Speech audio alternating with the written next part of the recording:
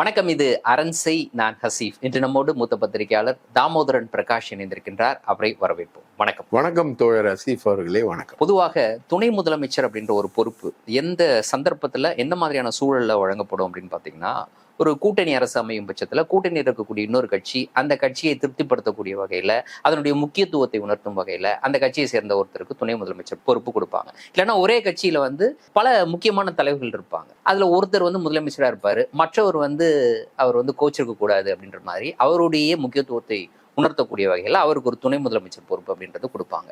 மூன்றாவது விதம் என்னன்னா, ஒரு கட்சி அதனுடைய தலைமை அடுத்த கட்ட தலைமையை அறிமுகப்படுத்துவதற்கான ஒரு பொறுப்பாகவும் இல்ல ஒரு சிக்னலாகவும் கூட துணை முதலமைச்சர் பொறுப்பு அப்படின்றது கொடுக்கப்படும்.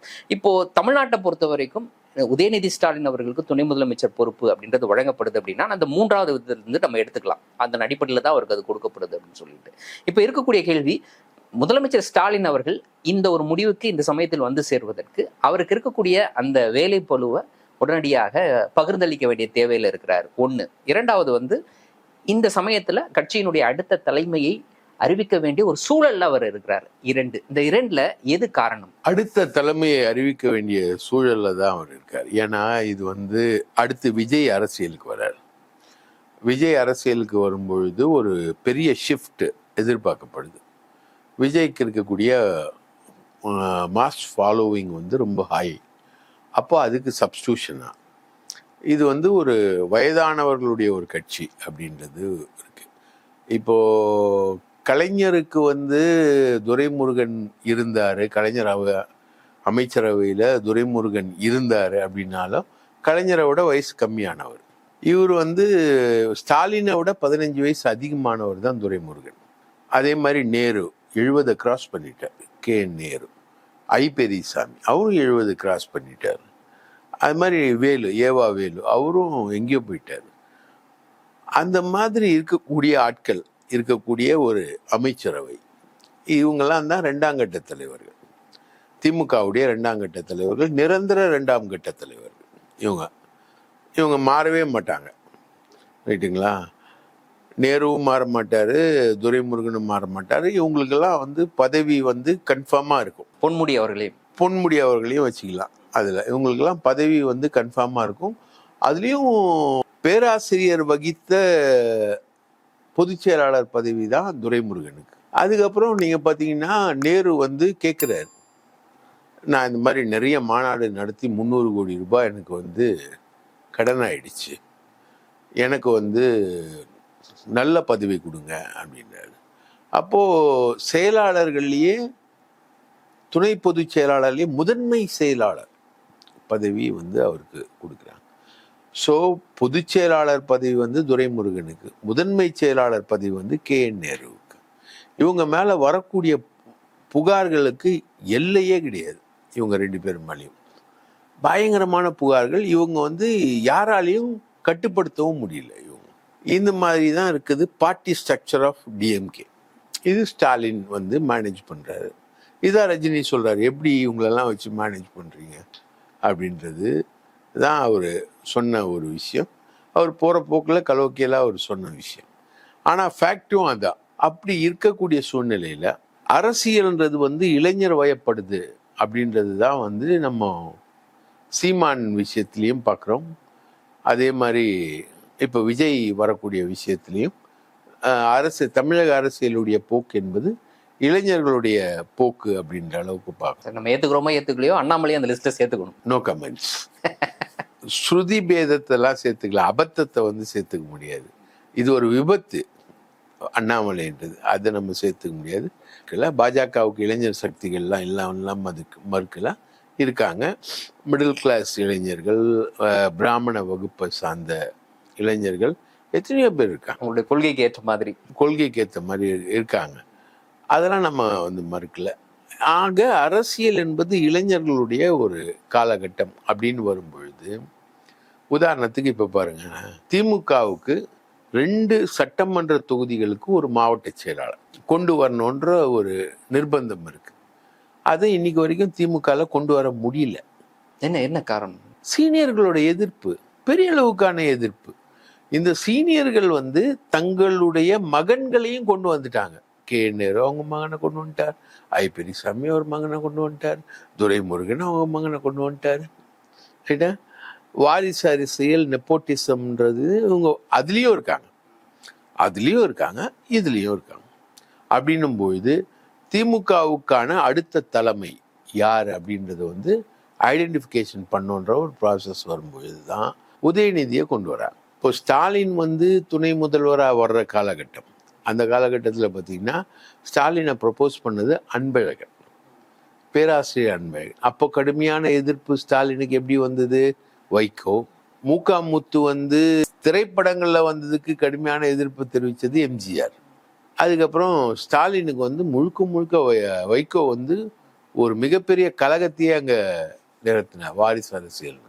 அப்போ வந்து அன்பழகன் தலையிட்டு அந்த கலகத்தை எல்லாம் அடக்கி உதயசூரியன் சின்னம் முடக்கப்படும்ன்ற லெவலுக்கு வந்த அந்த கலகத்தை திமுக சந்தித்து அடக்கி ஒடுக்கிய பிறகு மாவட்ட கழகங்களில் தீர்மானம் நிறைவேற்றி தான் ஸ்டாலின் வர்றதுக்கு அவ்வளோ லேட் ஆச்சு. பட் உதயநிதின்றது வந்து குயிக்காக கொண்டு வராங்க. காரணம் வந்து இன்னைக்கு இளைஞர்களுடைய இது, நான் ஏற்கனவே சொன்ன மாதிரி 2 தொகுதிக்கு ஒரு மாவட்ட செயலாளர் அப்படின்றத வந்து இன்னைக்கு வரைக்கும் திமுகவில் ஸ்டாலினால் இம்ப்ளிமெண்ட் பண்ண முடியல. காரணம் வந்து அங்கங்கே இருக்கக்கூடிய மாவட்ட செயலாளருடைய கடுமையான எதிர்ப்பு. ஒவ்வொருத்தரும் 4 மாவட்டம் 5 மாவட்டம்லாம் வச்சுக்கிட்டு இருக்காங்க. இப்போ சேகர் பாபுன்னு ஒரு மாவட்ட செயலாளர் அதிமுகலேருந்து வந்தவர், அவரு இஷ்டத்துக்கு 4 சட்டமன்ற தொகுதியை வச்சிருக்காரு. அவரை எதிர்த்து ஐசிஎஃப் முரளின்னு ஒரு பையனை கொண்டு வர ட்ரை பண்ணுறாங்க. கொளத்தூர் அடங்கின ஒரு மாவட்டம், கொளத்தூர் வில்லிவாக்கம் சட்டமன்ற தொகுதிகள் அடங்கிய மாவட்டம், அதுக்கு ஐசிஎஃப் முரளிதரன் ஒரு பையனை வந்து கொண்டு வரணும்னு ட்ரை பண்ணுறாங்க. அதுக்கு சேகர் பாபு மிக கடுமையான எதிர்ப்பு. அதிமுகலேருந்து வந்து இங்கே உட்காந்து மந்திரியான சேகர் பாபுடைய எதிர்ப்பு வந்து மிக கடுமையாக அந்த விஷயத்தில் வந்து இருக்குது. இது ஒரு உதாரணம் தான். இந்த மாதிரி ஒவ்வொரு மாவட்டத்திலையும் இருக்குது. இப்போது நாளைக்கு விஜய் வந்து கட்சி ஆரம்பித்து மாநாடு அறிவிச்சுட்டு கட்சி அறிவித்து நிர்வாகிகளை அறிவிச்சுட்டு அவர் வர்றார். அப்போது ஒரு ஃப்ளோ ஆஃப் யூத் வந்து தமிழக அரசியலுக்குள்ளே வரும். விஜயோட ரசிகர்கள்லாம் கிழவனாக இருப்பாங்களா? என்ன மாதிரி இல்லை, இளைஞர்களாக தானே இருப்பாங்க உங்களை மாதிரி. அப்போது நீங்கள்லாம் களத்தில் வரும்பொழுது உங்களை காம்பீட் பண்ணுறதுக்கு என்ன மாதிரி ஒரு ஆளால் முடியுமா? முடியாது. அப்போ இளைஞரால் தான் முடியும், அப்போது உதயநிதியால் தான் முடியும். அப்போ இந்த ஃப்ளோ, இந்த ஸ்ட்ரோக் வரும்பொழுது திமுக எப்போவுமே ரொம்ப பிளான் பண்ணுற கட்சி, ஸ்ட்ராட்டஜியை வந்து பிளான் பண்ணுறோம். விஜய் வராரு, அவர் எப்படி வருவார், எங்கே வருவார், என்ன பேசுவார், இதெல்லாம் வந்து திமுகவுடைய திங்க் டேங்க் வந்து கிளியர் பண்ணிகிட்ருக்கோம். விஜய் அடுத்த 10 வருஷம் என்ன பண்ணுவார்ன்றத அவங்க அதுக்குள்ளே ரெடி ஆகியிருப்பாங்க. இதுதான் திமுகவுடைய திங்க் டேங்கோட பலம். அப்போது அந்த மாதிரி ஒரு விஷயம் வரும்பொழுது அதுக்கு சப்ஸ்டியூஷனாக உதயநிதியை வந்து துணை முதலமைச்சராகவும் 2 சட்டமன்ற தொகுதிகளுக்கு ஒரு மாவட்ட செயலாளர் என அமைப்பு ரீதியாக இளைஞர்களை கொண்டு வருவதும் அமைச்சரவை மாற்றமும் பல விஷயங்களை புதுசாக செஞ்சு அதை வந்து வச்சாதான் விஜய் மாதிரி இருக்கக்கூடிய ஒரு பொலிட்டிக்கல் ஃபோர்ஸ் உள்ளே வரும்பொழுது அதை சந்திப்பதற்கு சரியாக இருக்கும் என்பது தான் இந்த 2ஆம் கட்ட தலைவர்களை அறிமுகப்படுத்த வேண்டிய நிர்பந்தத்தில் தான் உதயநிதி ஸ்டாலின் வந்து துணை முதலமைச்சராக வர்றார். இப்போ நீங்கள் சொன்னீங்க ஸ்டாலின் அவர்களே வந்து இன்னைக்கு கட்சியோட ஸ்ட்ரக்சரில் ஒரு மாற்றத்தை ஏற்படுத்தணும் அப்படின்னா 2ஆம் கட்ட தலைவர்கள்ட்ட இருந்து இப்படிப்பட்ட ஒரு எதிர்ப்பை அவர் சந்திச்சுக்கிட்டு இருக்கிறார் அப்படின்றத நீங்கள் சொல்கிறீங்க. அது வந்து ஒரு பெரிய எதிர்ப்பு அப்படின்லாம் சொல்ல முடியாது. ஒரு அவங்க தரப்புல இருந்து ஒரு மாற்று கருத்து முன்வைக்கப்படுது. அந்த மாற்று கருத்துக்கு தலைமை மதிப்பளிக்கிறது. அதன் அடிப்படையில் இப்போதைக்கு அவங்க சொல்லக்கூடிய விஷயத்தை அவங்க கேட்டு நடக்க வேண்டிய சூழலுக்கு இன்னைக்கு தலைமை இருக்குது அப்படின்ட்டு. இப்போ அந்த தலைமை இன்னைக்கு உதயநிதி ஸ்டாலின் அவர்கள் வரும் பட்சத்தில், நான் சொல்லுறது ஸ்டாலின் அவர்கள் எடுக்க வேண்டிய முடிவுகளை பகிர்ந்து எடுக்க வேண்டிய ஒரு பொறுப்புக்கு உதயநிதி ஸ்டாலின் அவர்கள் வரும் பட்சத்தில் அவரை இந்த 2ஆம் கட்ட தலைவர்கள் எப்படி பார்ப்பார்கள்? அவருக்கான உரிய மரியாதை இல்லை அவர் சொல்லுவது கீழ் மட்டத்தில் போய் செய்து முடிக்கக்கூடிய வகையில் அந்த 2ஆம் கட்ட தலைவர்கள் அவரை ஏற்றுக்கொள்ளக்கூடிய மனநிலையில் இருக்காங்களா? முப்பெரும் விழாவில் வந்து எஸ் பழனி மாணிக்கம் வந்து பேசினார். அவரை என்ன சொன்னாங்கன்னா, அவர் வந்து விஜய் கட்சிக்கு போக போகிறார் அப்படின்னு பேசிகிட்டு இருந்தாங்க. அவருக்கு வந்து பதவி இந்த முறை எம்பி சீட் கொடுக்கல. அவருக்கும் டிஆர் பாலுவுக்கும் எப்பவுமே சண்டை நடந்துக்கிட்டே இருக்கும் தஞ்சை பெல்ட்டில். அப்போது அங்கே வந்து துரை சந்திரசேகர்னு ஒருத்தரை கொண்டு வந்தாங்க. அப்புறம் விடுதலை அப்படின்னு ஒருத்தர் இப்போ எம்பி ஆக்கியிருக்காங்க. அதெல்லாம் பழனிமாணிக்க ஆட்கள் தான். ஆனால் அவர் வந்து இப்போ பேசுகிறார். இன்னைக்கு அந்த முப்பெரும் விழாவில் அவர் பேசுகிற அந்த விஷயங்களும் சரி, உதயநிதி ஸ்டாலினோட வருகையும் சரி, நீங்கள் வந்து அந்த விழா விஷயங்களை வந்து கூர்ந்து கவனிச்சிங்கன்னா அதில் வந்து உதயநிதி ஸ்டாலினோட முக்கியத்துவம் என்பது தெரியும். உதயநிதி ஸ்டாலினோட வளர்ச்சியே வந்து எப்படின்னா, அவரை எம்எல்ஏ ஆக்கக்கூடாது அப்படின்னு ஐபேக் டீம் வந்து கடுமையான எதிர்ப்பு தெரிவிச்சு. சேப்பாக்கம் தொகுதி எம்எல்ஏவாக ஆக்கக்கூடாதுன்னு ஐபேக் டீம் கடுமையான எதிர்ப்பு தெரிவித்து அது சபரீசனுக்கு கூட அந்த ஒப்பீனியன் இருந்தது. ஆனால் அது எல்லாத்தையும் மீறி அவர் வந்து எம்எல்ஏ ஆனார். அதுக்கப்புறம் அவரை மந்திரி ஆக்கக்கூடாதுன்னு ஒரு கடுமையான எதிர்ப்பு வந்தது. அதையெல்லாம் மீறி அவர் மந்திரி ஆனார். இப்போது துணை முதல்வர் நான் கூட ஆசைப்பட மாட்டேனா அப்படின்னு ஒரு பிட்டை போடுறது யாரு? அண்ணன் துரைமுருகன். இது வந்து சாதாரண பிட் இல்லை. இது ஒரு ஸ்டேஜில் போயிட்டு என்னன்னா, துணை முதல்வராக வந்து துரைமுருகனும் வரணும், உதயநிதி ஸ்டாலினும் வரணும், திமுகவுக்கு 2 துணை முதல்வர் வேணும் அப்படின்ற ஒரு ஸ்டேஜுக்கு இந்த விவாதம் போச்சு. அதுதான் இந்த துணை முதல்வர் அறிவிப்பு தாமதங்கள்ல இதுவும் ஒண்ணு. துரைமுருகன் அழுகுறாருல, என்ன கலைஞரை விட நீங்க வந்து மிக சிறந்தவரா செயல்படுறீங்க, இதை பார்க்கறதுக்கு கலைஞர் இல்லையே அப்படின்னு ஒரு மேடையில், அந்த முப்பெரும் விழா மேடையில் அழுகுறார் இல்லையா? அந்த அழுகைக்கு இன்னொரு காரணமும் இருக்கு. துணை முதல்வரா உதயநிதி ஸ்டாலின் வந்தா KN நேரு கிட்ட இருக்கக்கூடிய மாநகராட்சி நகராட்சி துறை இருக்கு இல்லையா, அதையும் பெரியசாமி கிட்ட இருக்கக்கூடிய ஊரக உள்ளாட்சித்துறையும் இணைத்து உள்ளாட்சித்துறை அமைச்சரா அவரை கொண்டு வருவதற்கான ஒரு ஏற்பாடு என்பது, ஒரு ப்ரொபோசல் என்பது இன்று வரை இருக்கு. அப்போ இவங்க எல்லாரும் பதவி இழக்கிறாங்க.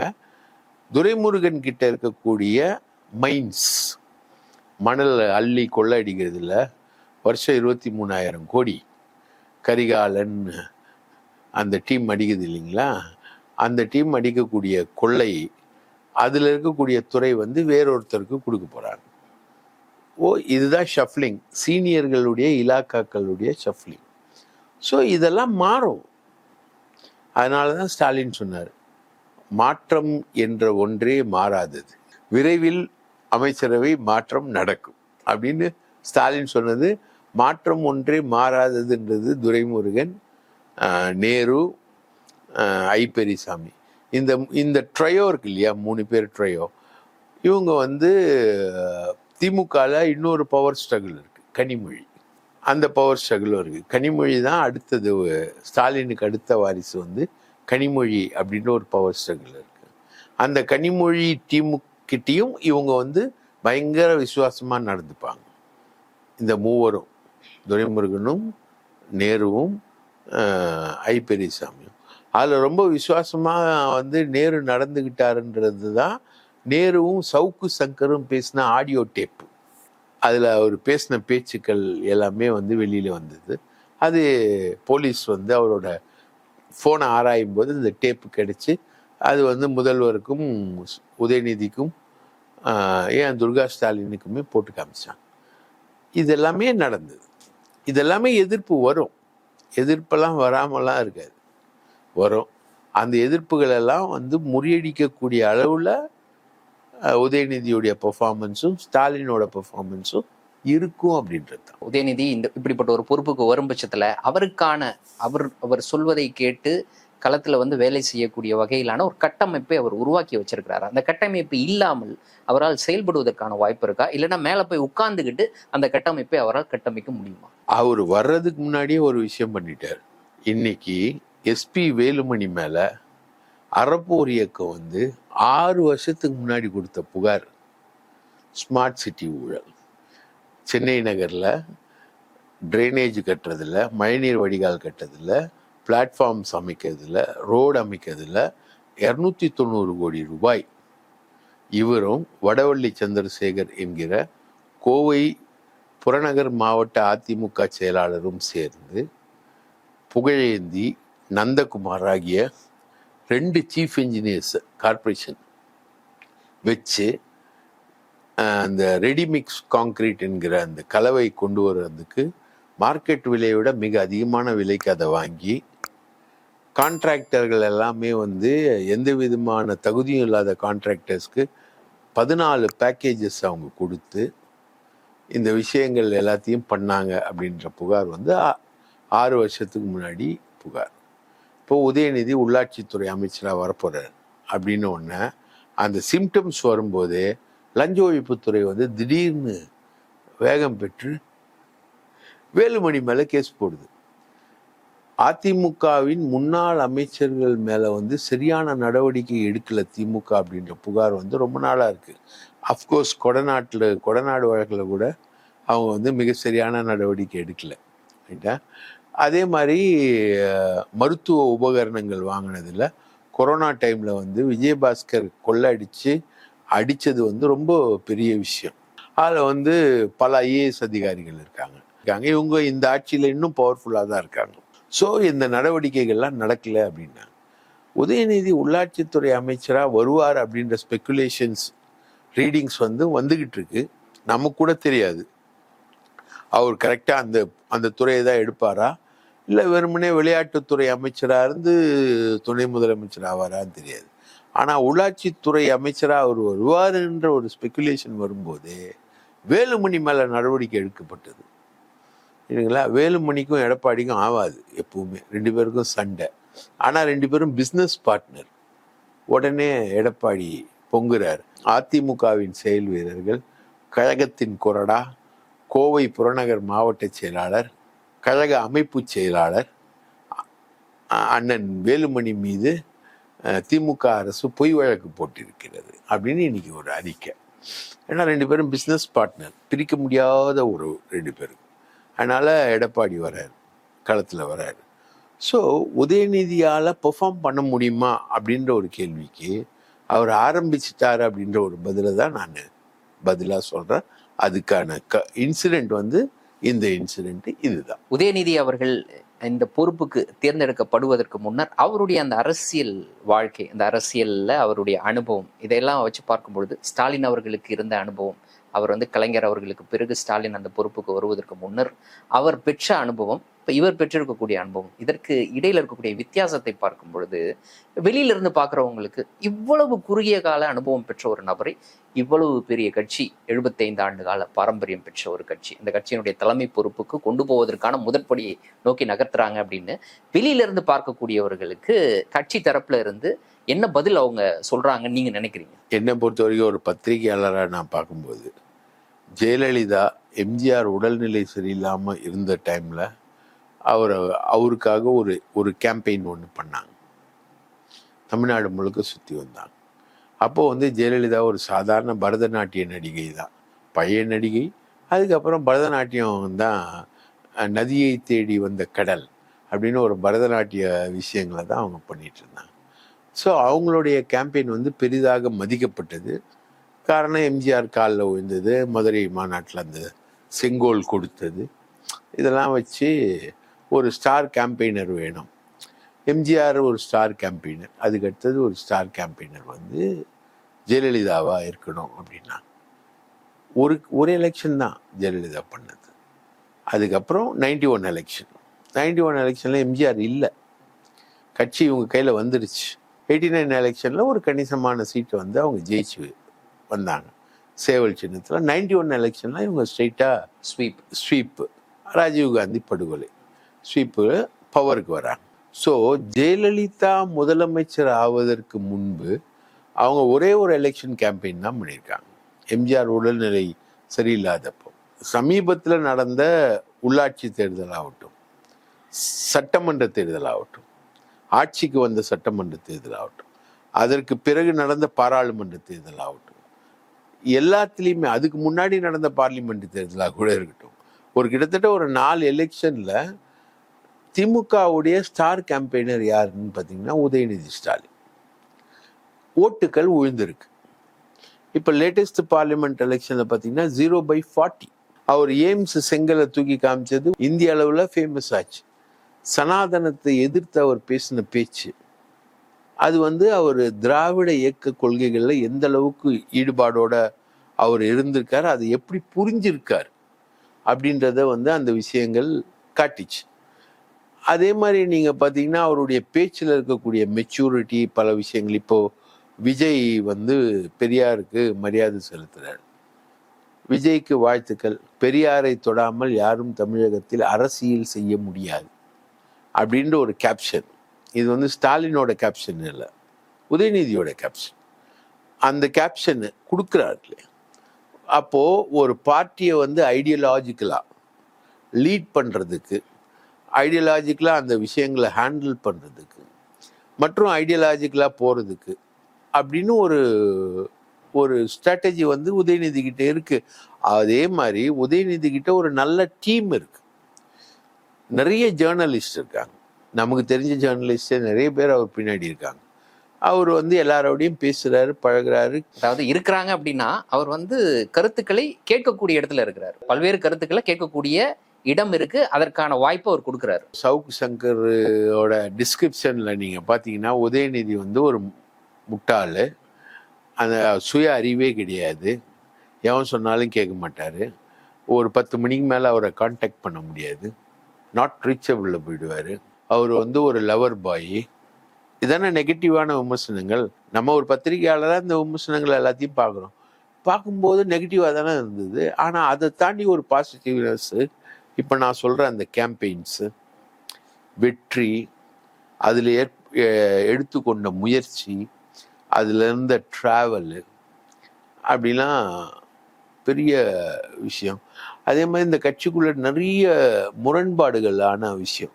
இப்போ உதாரணத்துக்கு நீங்கள் பார்த்தீங்கன்னா திருச்சி சிவா இருக்காரு, திருச்சி சிவாவுக்கும் நேருக்கும் ஆகாது.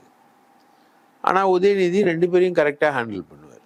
திருச்சி சிவாவையும் ஹேண்டில் பண்ணுவார், இதையும் ஹேண்டில் பண்ணுவார்.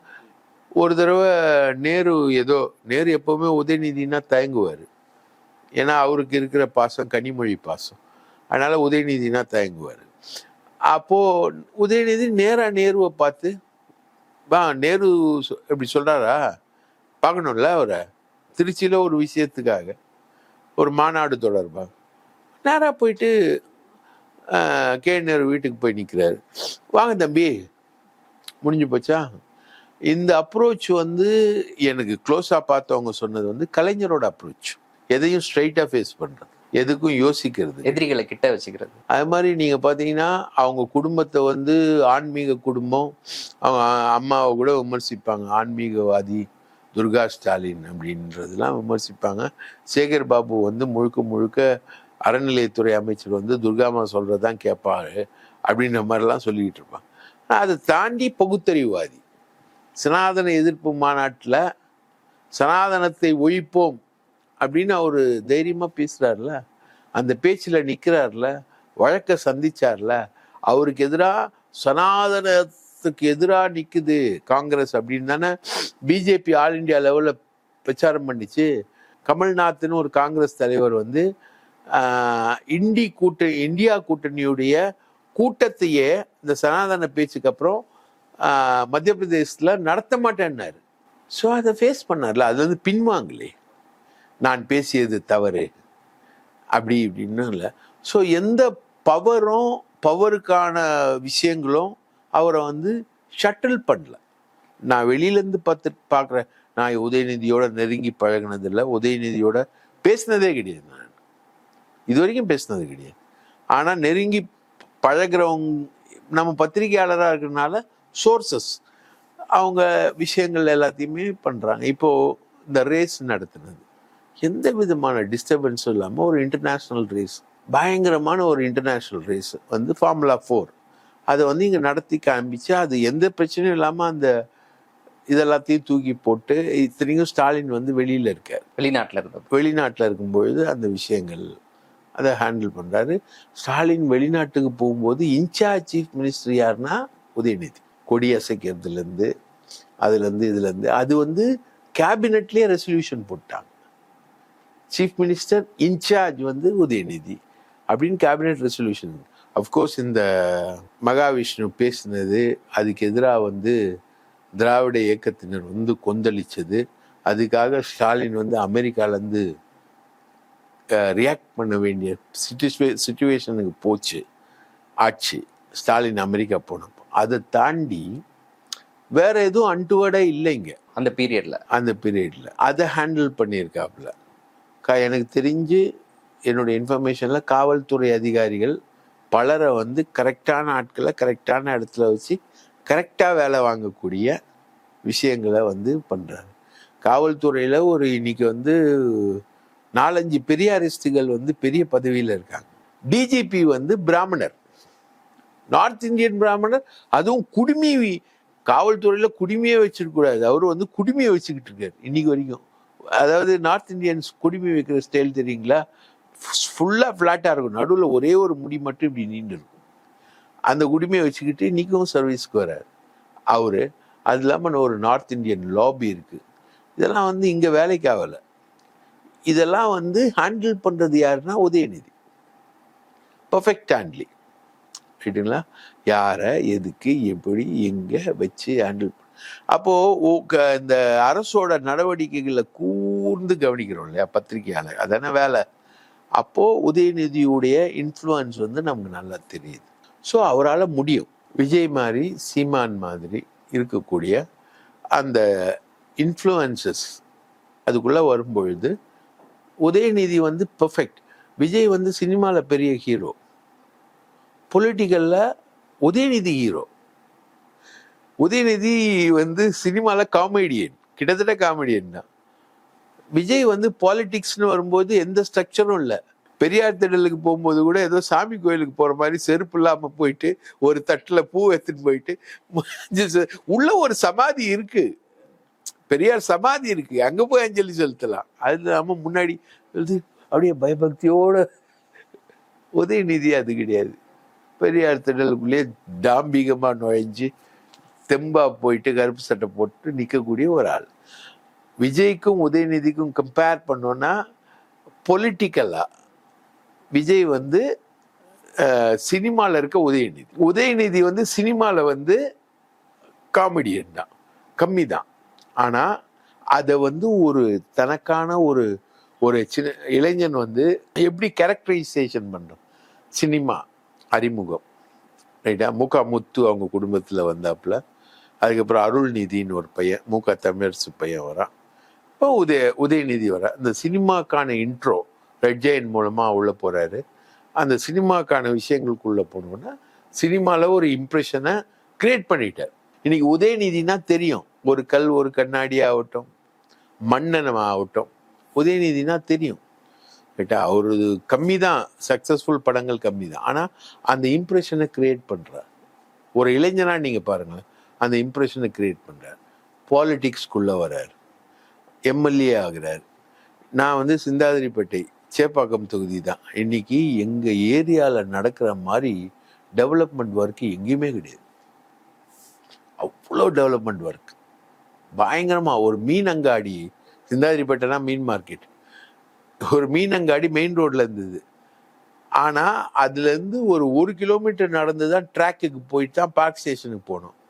உதயநிதி வந்தாரு, பார்க் ஸ்டேஷன் பக்கத்துல ஒரு மிகப்பெரிய மீன் அங்காடியை உருவாக்கிட்டார்.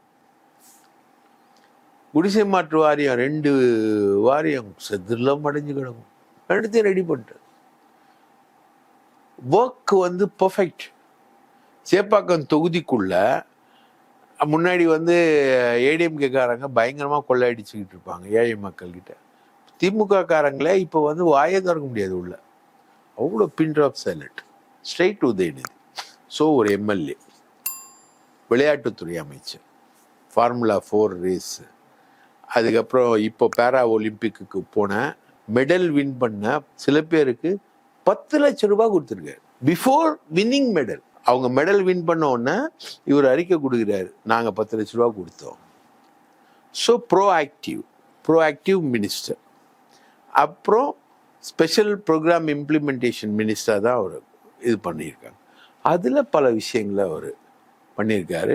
காவல்துறையை, குறிப்பாக பிரச்சனைக்குரிய துறை காவல்துறை அதிகாரிகள் தான் வந்து இந்த ஆட்சியோட மைனஸ் அப்படின்ற ஒரு லெவல் வந்தது, ரைட்டா? அதை கரெக்டாக ஹேண்டில் பண்ணுறார். அப்புறம் எப்படி இம்ப்ளிமெண்ட் பண்ணாமல் போயிடுவார், எப்படி சக்ஸஸ்ஃபுல் ஆகாமல் போவார். இந்த பொறுப்பு அப்படின்றது ஒரு கான்ஸ்டியூஷன்ல துணை முதலமைச்சர் அப்படின்ற ஒரு பொறுப்பு, அப்படி ஒரு பெயரே கிடையாது. அப்படின்ற பட்சத்துல இந்த பொறுப்பு அப்படின்றது செயல் அளவுல இன் புக்ஸ்ல வந்து அப்படி ஒண்ணு கிடையவே கிடையாது. பட் செயல் அளவுல எந்த முக்கியத்துவம் வாய்ந்த பொறுப்பு, எதற்கு இணையான பொறுப்பு உண்மையில? இன்னைக்கு இருக்கிற அரசு நடைமுறையில உதயநிதியுடைய இன்ஃப்ளூயன்ஸ் வந்து பெருசு. பல முடிவுகள் வந்து உதயநிதி தீர்மானிக்கிறாப்புல, பல முடிவுகளை செயல்படுத்துகிறாப்புல அட்மினிஸ்ட்ரேஷனில். இன்னைக்கு இருக்கக்கூடிய சீஃப் செக்ரட்டரி முருகானந்தம் ஆகட்டும், முதன்மை செயலாளராக இருக்கக்கூடிய உமாநாத் ஆகட்டும், எல்லாருமே அந்த சிஎம் செக்ரட்டரியேட் உட்பட எல்லாமே வந்து எவ்ரிபடி ஐஏஎஸ் ஆகட்டும் ஐபிஎஸ் ஆகட்டும், அவங்க வந்து they have to listen to Udhayanidhi. இது ரெண்டு விஷயத்துக்குமே உதயநிதியை டிபெண்ட் பண்ணும். ஒன்று அவங்க சர்வைவ் ஆகணும் அந்த பதவியில், ரெண்டாவது வந்து டிரான்ஸ்ஃபர். ஒரு துணை முதலமைச்சராக அவர் சொல்வதை கேட்க வேண்டிய பொறுப்புல அவங்க இருப்பாங்க. எல்லாருமே இருக்காங்க, ஐஏஎஸ் இருக்காங்க, ஐபிஎஸ் இருக்காங்க, திமுக பொலிட்டீஷியன்ஸ் இருக்காங்க, திமுக மந்திரிகள் இருக்காங்க, அதுக்கப்புறம் மாவட்ட செயலாளர் இருக்காங்க, பகுதி செயலாளர்கள் இருக்காங்க. Then what not? மீடியா இருக்கு. மீடியாவுக்கு ரியாக்ட் பண்ற ஒரே திமுக தலைவர் யாரு? ஒன்று துரைமுருகன் எதனா ஒன்றுவாரு, அதெல்லாம் ஒன்றும் வேலைக்கு ஆகாது. மீடியாவுக்கு ரியாக்ட் பண்றது ஸ்டாலின் ரியாக்ட் பண்ணவே மாட்டார், ஒன்றுமே பேச மாட்டார். அவர் அப்படிப்பட்ட ஒரு அரசியல் தலைவர், எதையுமே பேச மாட்டாரு. ஆனா மனசுல ஒண்ணு வச்சுக்கிட்டு எல்லாரும் என்ன பேசுறாங்க அப்படின்னு வாட்ச் பண்ணிட்டு இருப்பாரு. அதுக்கப்புறம் அது ஒரு முடிவா மாறும். இதான் ஸ்டாலினோட டாக்டிக்கல் லைன். அப்போ இம்மிடியட்டா ரியாக்ட் பண்றதுன்னு, விஜய் கட்சி ஆரம்பிக்கிறாரா, வாழ்த்துக்கள் வாழ்த்துக்கள்.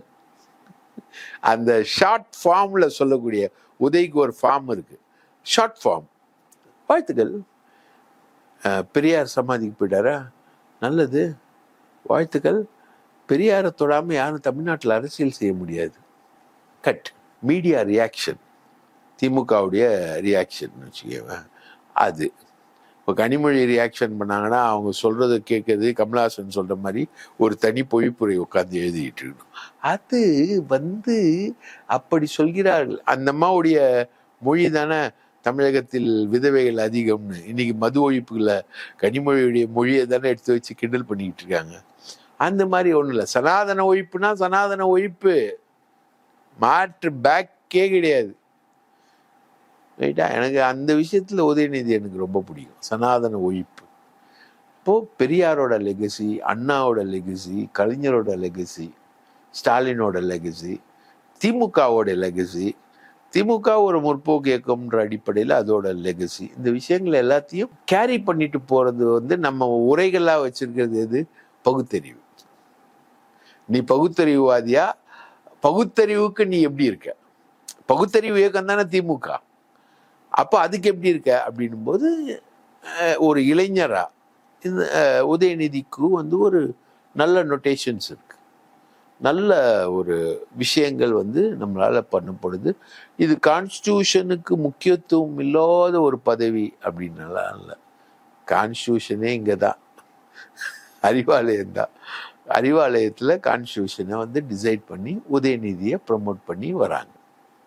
அதில் வந்து எல்லாமே மாறும். இதெல்லாம் ஒரு பக்கம் இருந்தாலும் கூட, இப்போ பொதுவாக எதிர்க்கட்சிகளும் சரி, இல்லை பொதுவாக மக்களும் வெளியிலிருந்து திமுகவை பார்க்கும் பொழுது, திமுகவுக்காக உழைத்த, திமுகவுக்காக பல ஆண்டுகள் வந்து பல்வேறு பொறுப்புகளை வகித்து ஒவ்வொரு படியாக மேலே வந்த இவ்வளவு பெரிய தலைவர்கள்லாம் இருக்கும் பட்சத்தில் திடீரென்று உதயநிதிக்கு இப்படிப்பட்ட ஒரு பொறுப்பு வழங்கப்படுவது அப்படின்றது அது ஒரு ஒரு விமர்சனமாக எல்லாரும் பார்க்கப்படுது. உதாரணத்துக்கு தமிழிசை சொன்னாங்க, திமுக வந்து பொன் விழா கொண்டாடிய போது கலைஞர் இருந்தார், பவள விழா கொண்டாடிய போது ஸ்டாலின் இருக்கிறார், அப்புறம் அடுத்து வைர விழா, அந்த விழா கொண்டாடும் போது உதயநிதி இருப்பார், இல்லை அதுக்கு பிறகு அவர் மகன் இருப்பார்ன்ற மாதிரி பேசுறாரு. இதெல்லாம் பார்க்கும் பொழுது இதற்குள்ள இருக்கக்கூடிய ஒரு சின்ன நியாயம் இருக்குல்ல, இதுக்கு திமுக வந்து இந்த நியாயம் அப்படின்றதை தாண்டி எங்க பக்கத்துல ஒரு மிகப்பெரிய நியாயம் இருக்கு, உதயநிதி ஸ்டாலின் அவர்களை இந்த இடத்துல கொண்டு வந்து நிறுத்துவதற்கு அப்படின்ட்டு. அப்ப திமுக அந்த மாதிரியான இந்த சின்ன நியாயத்தை தாண்டி ஒரு பெரிய நியாயம்னு எதை முன்னிறுத்ததுன்னு நீங்க நினைக்கிறீங்க? எம்ஜிஆர் இருந்தாரு,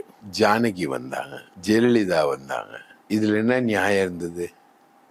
இவங்கெல்லாம் எம்ஜிஆரோட மிக மிக மிக, ஜானகி மனைவி, ஜெயலலிதா வந்து அவருடைய பல படங்களில் கதாநாயகியாக நடித்தவங்க, அந்த close to Jayalalithaa, close to MGR.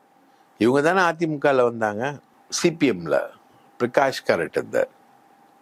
அதுக்கப்புறம் சீதாராம் யெச்சூரி வந்தார். இப்போ சீதாராம் யெச்சூரி போயிட்டு பினராயி விஜயன் கூட வரலாம், இல்லைன்னா பிமன் போஸ் வரலாம். சிபிஐயில் ராஜேஸ்வர் ராவ் வந்தார். அதுக்கப்புறம் நம்ம தமிழகத்தை சார்ந்த ராஜா வந்தார். இந்த மாதிரி ஒவ்வொரு கட்சியும், இப்போ காங்கிரஸில் நேரு, இந்திரா, அதே மாதிரி பிஜேபியில் ரைட்டா அடல் பிகாரி வாஜ்பாய் இருந்தார், நரேந்திர மோடி வர்றார். ரைட், இதெல்லாமே நிதின் கட்கரி வரல, நரேந்திர மோடி தான் வர்றார். சரிங்களா? ராம் மாதவ்னு ஒருத்தர் இருந்தார், அவர் தான் வருவார்னு பார்த்தாங்க. ஒருத்தர் வந்து முழுக்க 9 மாநிலங்களில் பிஜேபி ஜெயிக்க வச்சார். அவர் ஒரு ஆபாச படத்தில் அவரை சிக்க வச்சு அவரை நியூட்ரலைஸ் பண்ணிட்டு தான் நரேந்திர மோடி உள்ள வர்றார். ஸோ நரேந்திர மோடி ஆகட்டும், அடல் பிகாரி வாஜ்பாய் ஆகட்டும், பிரகாஷ் காரட் ஆகட்டும், சீதாராம் யெச்சூரி ஆகட்டும், இவங்க எல்லாரையும் முடிவு பண்றது யாரு? அந்த கட்சி. ஸ்டாலின் வரும்போது மிகப்பெரிய எதிர்ப்பை வந்து கிளப்பினது யாரு? வைகோ. அது ஒரு இயக்கமாகவே பரிணமிச்சதுல மதிமுக. அது ஸ்டாலினுக்கு எதிராக எழுந்த இயக்கம். ரைட்டா? அதிமுக ரைட்டா முத்துக்கு எதிராக கிளம்புன ஒரு விஷயம்னு வச்சுக்கோங்களேன். பிரகாஷ் காரட்லேருந்து சீதாராம் யெச்சூரியை தேர்ந்தெடுக்கிறதுக்கு யார் டிசைட் பண்றா? பார்ட்டி காங்கிரஸ் பார்ட்டி தானே. சப்போஸ் வந்து பார்ட்டி காங்கிரஸ்ல வந்து சீதாராம் யெச்சூரி ஏத்துக்கலன்னா சீதாராம் யெச்சூரி நிராகரிக்கப்படுவார்ல. அப்போ ஒரு கட்சியோடைய தலைவரை தீர்மானிக்கிறது அந்த கட்சி மட்டுமே. அது அந்த கட்சியுடைய தனிப்பட்ட உரிமை. எலெக்ஷன் கமிஷன் ரூல் பிரகாரமே அந்த கட்சியுடைய தனிப்பட்ட உரிமை. ஜெயலலிதாக்கு அப்புறம் எடப்பாடி பழனிசாமி வந்து பொதுச் செயலாளர் அப்படின்றது வந்து அந்த கட்சியுடைய 2600 பொதுக்குழு உறுப்பினர்களோட தனிப்பட்ட உரிமை. ஸோ இது வந்து இப்போ நான் யாரை கல்யாணம் பண்ணோம் அப்படின்றத வந்து நான் தீர்மானிக்கணும். ரைட்டா? பொதுவில் இருந்து ஓட்டு போட்டு பண்ண முடியாது. அந்த மாதிரி நான் தீர்மானிக்கணும் அப்படின்ற மாதிரி இந்த உதயநிதி வரணும், ஸ்டாலின் வரணும் அப்படின்றது வந்து அந்த கட்சி அக்செப்ட் பண்ணுது. அந்த கட்சியுடைய பெரோகேட்டிவ். சிஎம்க்கு வந்து சில முடிவுகளை எடுக்கிறதுல பெரோகேட்டிவ் சிஎம் பெரோகேட்டிவ். அமைச்சர்கள் யாருன்றது வந்து சிஎம்மோட பெரோகேட்டிவ். யாரை வச்சிருக்கணும், யாரை ட்ராப் பண்ணணுன்றது சிஎம்மோட பெரோகேட்டிவ். அதே மாதிரி சுப்ரீம் கோர்ட்டுக்கு ஒரு பவர் இருக்கு, ஹை கோர்ட்டுக்கு ஒரு பவர் இருக்கு. இது எல்லாமே வந்து கவர்னருக்கு ஒரு பவர் இருக்கு. கவர்னருக்கு சும்மா உட்காந்து சம்சா போடுறதுதான் பவர், அவ்வளோதான். அது எல்லாமே வந்து கான்ஸ்டிடியூஷனலி டிஃபைன்டு. இப்போ உதயநிதி வந்து நாளைக்கு சிஎம்மா தேர்ந்தெடுக்கிறாங்கன்னு வைங்களேன், அது திமுக தேர்ந்தெடுக்கப்பட்ட, மக்களால் தேர்ந்தெடுக்கப்பட்ட திமுக சட்டமன்ற உறுப்பினர்கள் ஒருங்கிணைந்து உதயநிதியை வந்து நாளைக்கு முதலமைச்சராக்கினார்னா யாரால என்ன பண்ண முடியும்? அப்படி தேர்ந்தெடுக்கப்பட்டவங்க தானே ஜெயலலிதா, அப்படி தேர்ந்தெடுக்கப்பட்டவங்க தானே ஜானகி கொஞ்ச நாள் ஆட்சி பண்ணாங்களே, அப்படித்தானே தேர்ந்தெடுத்தாங்க.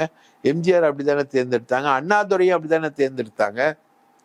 ஸோ இதுங்க வந்து ஒரு பெரும்பான்மை கருத்து. நீங்க எனக்கு சொல்லுங்க, உதயநிதி வந்து அடுத்த தலைவரா திமுகவுக்கு எமர்ஜ் ஆகக்கூடாதுன்னு திமுகல எங்கேயாவது ஒரு பெரிய எதிர்ப்பு இருக்கா? துரைமுருகன் வரணுமா, பொன்முடி வரணுமா, நேரு வரணுமா, ஐ பெரியசாமி வரணுமா, யார் வரணும்? இவங்க சப்போஸ் துரைமுருகன் வந்து உதயநிதிக்கு போட்டியா நிக்க சொல்லுங்களேன், தமிழ்நாடு முழுக்க திமுக காரன் ஏத்துப்பானா? துரைமுருகனை ஏத்துப்பானா? ஏத்துக்க மாட்டான். ஸோ அது ஒரு கட்சியினுடைய உள் விவகாரம் அப்படின்றீங்க நீங்க. இட் இஸ் த பர்சனல் விஷயம். It's a prerogative of the party. நீங்க வந்து திமுகவுல வந்து அந்த கேள்வியை எழுப்பின ஆள் வந்து வைகோ. இன்னைக்கு எங்க? நான் சீமானை எதிர்க்கிறவங்க கிட்ட கூட சொல்லுவேன், பல பேர்கிட்ட, வைகோவோட ஃபெரோஷியஸ் ஸ்பீக்கர்லாம் யாருமே கிடையாது. வைகோ மாதிரி பேசினவங்களும் கிடையாது. வைகோ மாதிரி பாஜகவை ஆதரிச்சவங்களும் கிடையாது. அடல் பிகாரி வாஜ்பாயோட செல்ல புள்ளியா இருந்த ஒரு வைகோ. எல்லாம் பார்த்தோம். இன்னைக்கு வைங்க. அதே மாதிரி கரெக்டான டைரெக்ஷனில் உங்கள் அரசியலில் கொண்டு போகலன்னா நீங்கள் காணாமல் போவீங்க. அதில் சீமானும் ஒருத்தராக இருப்பார். இதுக்கு வந்து பெருசாக வந்து அழட்டிக்க வேணாம். பெரியாரை ஆதரிச்சாரு, பெரியாரை எதிர்க்கிறாரு, பெரியாரியம் பேசினாரு, இன்னைக்கு முப்பாட்ட முருகன்றாரு. இது மாதிரி செல்ஃப் கான்ட்ரவர்சி வந்து ஏகப்பட்டது வந்து சீமான் கிட்ட இருக்கு. அது வந்து அவங்கள காலி பண்ணிடும். ரைட்டுங்களா? பாமக ஒரு காலத்தில் பெரிய கட்சி, இன்னைக்கு எங்க செல்ஃப் கான்ட்ரவர்சி, பல அணிகள் மாறும் பொழுது அந்த விஷயங்கள் வருது. விசிகாக்கும் அந்த நிலவரம், அணிகள் மாறிக்கிட்டே போனா நீங்க எங்க போய் நிப்பீங்கன்றது உங்களுக்கு தெரியாது. சேக்கு தமிழரசன் மாதிரி தான். அதான். ஸோ இந்த விஷயங்கள் எல்லாமே வந்து பொலிட்டிக்கலாக டிசைட் ஆகிறது, பொலிட்டிக்கலாக போகிறது. நீங்கள் ஒன்றுமே செய்ய முடியாது. இப்போ நீங்கள் ஒருத்தர் வந்து ஊழல் செஞ்சுட்டாருன்னு உங்களுக்கு தெரியும். ஜெயலலிதா ஊழல் செஞ்சுட்டாங்க. எவ்வளோ ஊழல்! ஆனால் அவங்க மாட்டினது வெறும் 66 கோடி தானே. அதுதானே நிரூபிக்கப்படுது சட்டப்படி. 66 கோடி ஊழல் தான் நிரூபிக்கப்படுது. அந்த மாதிரி ஒருத்தர் தலைவராக வர்றதும் போகிறதும் எல்லாமே ஒரு ப்ராசஸுக்குள்ளாள். அந்த ப்ராசஸ் வந்து திமுகல உதயநிதிக்கானதான் இருக்கு. அது அந்த கட்சி டிசைட் பண்ணுது. உங்களுக்கு ஏன் கவலை? அதை வந்து ஒரு வாரிசு அரசியல்னா பிஜேபியில் வாரிசு இல்லையா? எத்தனை மத்திய அமைச்சரோட வாரிசு இருக்கு? எத்தனை மத்திய அமைச்சர்? அமித்ஷாக்கு வாரிசு இல்லையா? வாரிசு இருக்குல்ல. கிரிக்கெட்டே தெரியாம ஐசிசி வாரிசோ வாரிசு இல்லையோ அப்படின்றது முக்கியம் இல்லை. ரைட்டுங்களா? அதே மாதிரி இனம் என்பது முக்கியம் இல்லை. நீங்க உங்க பெற்றோரை வந்து நீங்க தீர்மானிக்க முடியாது. போய் பிறக்கிறது யார் வயிற்றுல நீங்க தீர்மானிக்க முடியாது. பிறந்தப்புறம் நீங்க எப்படி இருக்கீங்கன்றது தான் வரலாறு தீர்மானிக்கும். அந்த மாதிரி தான் இதுவும். இந்த விஷயங்கள் வந்து இப்படிதான் நீங்க பார்க்கணுமே தவிர அது அந்த கட்சியுடைய தனிப்பட்ட விஷயம். உதயநிதி வராரு, ஏன் அருள்நிதியால வர முடியல? முக அழகிரியுடைய மகன் துரை தயாநிதியாலயா வரும்? ஹாஸ்பிட்டல்ல போதை மருந்து விஷயத்துல அடிபட்டு உள்ள படுத்து கிடக்கிறாப்புல, உயிருக்கு போராடிட்டு இருக்கிறதா சொல்றாங்க. இது செய்தி தான், எனக்கு தெரியாது. ஏன் வர முடியல? ஏன் கனிமொழியால வர முடியல? அதை வந்து அந்த கட்சி ஏத்துக்கணும். கனிமொழிக்கு ஆதரவாளர்கள் இல்லையா? ராசாத்தி அம்மா பண்ணாத பாலிடிக்ஸா? ராசாத்தி அம்மான்றவங்க வந்து கலைஞருக்கு ஈக்குவலா நின்று இங்க கோபாலபுரம் சிஐடி காலனின்னு 2 பாலிடிக்ஸ்குள்ளேயே போயிட்டு வந்தவங்க தானே. ராசாத்தி அம்மாவை முழுமையா ஆதரிச்சு நின்ன அவங்க எத்தனையோ இன்னைக்கும் திமுக 2ஆம் கட்ட தலைவர்களா இருக்காங்க. ஏன் அவங்களால கனிமொழியை ப்ரமோட் பண்ணி கொண்டு போக முடியல? ஸோ அப்போ இந்த செக்ஸ் அண்ட் பேலன்ஸ் எல்லாத்தையும் தாண்டி தானே உதயநிதி வர்றாரு. இந்த செக்ஸ் அண்ட் பேலன்ஸ் வந்து உதயநிதிக்கு எதிராக வரலையே. அப்போ அந்த கட்சியை கான்குவர் பண்ணியிருக்காருல்ல. எப்படி எடப்பாடி பொதுச் செயலாளரா, ஓபிஎஸ் பொதுச் செயலாளரான்னா எடப்பாடி தான் பொதுச் செயலாளர்னு எப்படி சொல்றோம்? 2660 பொதுக்குழு உறுப்பினர்கள் அவங்க சொன்னது தான். அதே மாதிரி திமுகவுடைய தலைமை வந்து உதயநிதியை சொல்லிச்சுன்னா உதயநிதி தான். அவரோட விம்சன் ஃபேன்சிஸ் ஸ்டாலினை பத்தி சொல்லாத நெகட்டிவே கிடையாது. அவருக்கு வந்து பொல்லாத ஒரு வியாதி இருக்கு. அடிக்கடி ஃபாரின்ல போய் பிளட்டை மாத்திப்பாருன்னு. இன்னைக்கு எப்படி 3 கிலோமீட்டர் நடக்கிறாரு அண்ணன் கலைஞர் நினைவு நாளுக்கு. ஃபிட்டா இருக்கார். ரைட்டா? அது மாதிரி சொல்லாத பொல்லாப்புகள்லாம் கிடையாது. அப்போ மாதிரி உதயநிதியை பற்றி சொல்லாத பொல்லாப்புகள்லாம் கிடையாது. அதை மீறி உன்னுடைய சேலஞ்சஸை யாரு வின் பண்ணி வராங்களோ அவங்க தான் ஜெயிப்பாங்க. இன்றைய தினம் எங்களோடு இணைந்து பல்வேறு தகவல்களையும் கருத்துக்களையும் பகிர்ந்து கொண்டமைக்கு நன்றி. வாய்ப்பளித்ததற்கு மிக்க நன்றி. மீண்டும் ஒரு நேர்காணலில் சந்திப்போம். நன்றி நண்பர்களே. அரண்சை நண்பர்களுக்கு வணக்கம். அரண்சை ஊடகம் சுயேட்சையாக இயங்குவதற்காகவே உருவாக்கப்பட்டது. நாம் செய்கிற வேலை உண்மையிலேயே மக்களுக்காக செய்கிறோம் என்பதை நீங்கள் நம்பினால், வாய்ப்பு இருந்தால் இந்த ரேசர் பே QR கோடுக்குள்ளே நீங்கள் வந்து அதை ஸ்கேன் பண்ணி எங்களுக்கு உங்களால் இயன்றதை விருப்பம் இருந்தால் ஆதரவு தெரிவிக்கலாம்.